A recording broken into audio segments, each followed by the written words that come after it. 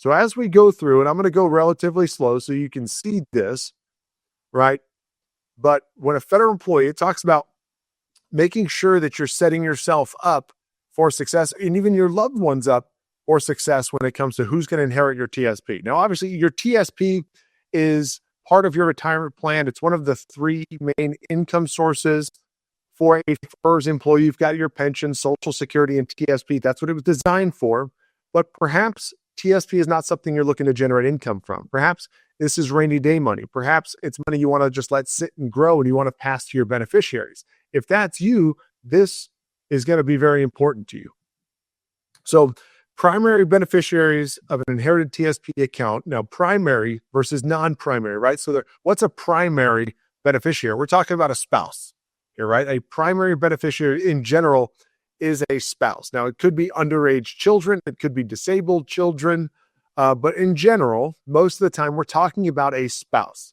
So if a spouse inherits your TSP versus a non-spouse, that's not considered a primary beneficiary inheriting your TSP. So let's scroll a little further here. And it said non-primary beneficiaries who inherit your TSP have 90 days to decide how they would like to distribute the cash before it's subject to federal, state taxes and dispersed. How do you want to distribute it? Now, in general, people think about, the TSP, if it's inherited by a non-primary or a non-spouse, that can be treated like an inherited IRA. And I'm going to share with you, and you're going to show in this article that it is not the case.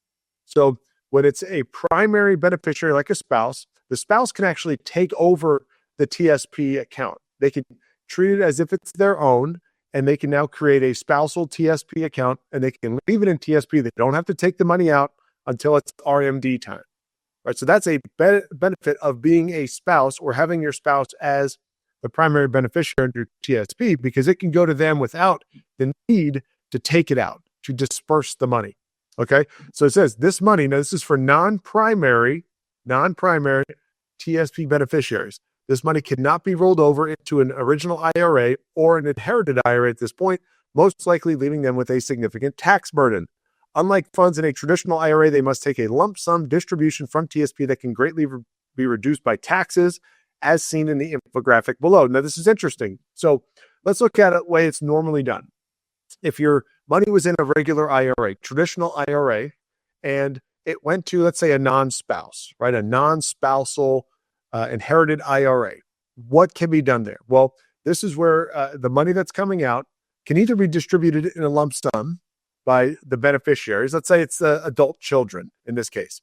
Let's say it's the adult child. They can be distributed to them 100% if they wanted to, but they got to owe tax on it. Now, if they want to avoid that huge tax burden that's going to come with it, most people would say, I want to put it into an inherited IRA, keep it tax deferred, at least for a little bit. And now the new inherited IRA rules say that you have to take that money out within a 10-year period. That account has to be completely exhausted within a 10-year period. That's not the case here with TSP. Even if the money is in a traditional portion of TSP, it cannot be transferred or treated like a traditional inherited IRA. That money has to be dispersed. So let's go through and I'll show you the example. So let's say Kelly is a female TSP account holder, right? This is the regular federal employee or retiree that has a TSP. And let's say Bob is the spouse, right? Is the primary beneficiary, let's say spouse, okay? Bob inherits this, or Rob, sorry, is listed on there, inherits this. There's no taxes placed on the participant account because now they can keep it. They can keep it as their own, okay? So if something happened to the federal employee, the spouse can keep the money in TSP, keep it as their own, and they're not subject to take the money out right away, and they're not subject to this big tax burden. But what if the money went to an adult son? Or let's say fully capable adult son. What would happen? David, in this example, inherits the money, in this example, $1 million, but receives the net amount after taxes. Taxes are going to be withheld. And at that high of an account, there's going to be the highest taxes amount owed on that, right? Because that's going to put somebody in a higher tax bracket. That $1 million is going to count as ordinary income for that calendar year. And they may only receive, and this is depending on the ultimate tax rate, things like that, but just under $600,000. In this example, $572,000. So $1 million goes in, and that's the big difference between a spousal beneficiary and a non-spousal beneficiary from this is what they're going to receive and what they can receive over time. In this case, the non-spousal beneficiary, the adult son, would receive significantly less after all the taxes are paid on that lump sum.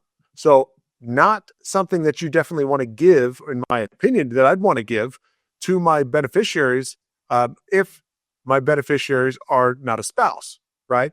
So this is a way in which you can understand the difference between a primary, as they say, or a non-primary, or a spousal and a non-spousal beneficiary within TSP. Thank you for watching the Federal Retirement Show. If you like this clip, make sure you subscribe, get notified whenever we have new content. We look forward to seeing you each and every week on the Federal Retirement Show.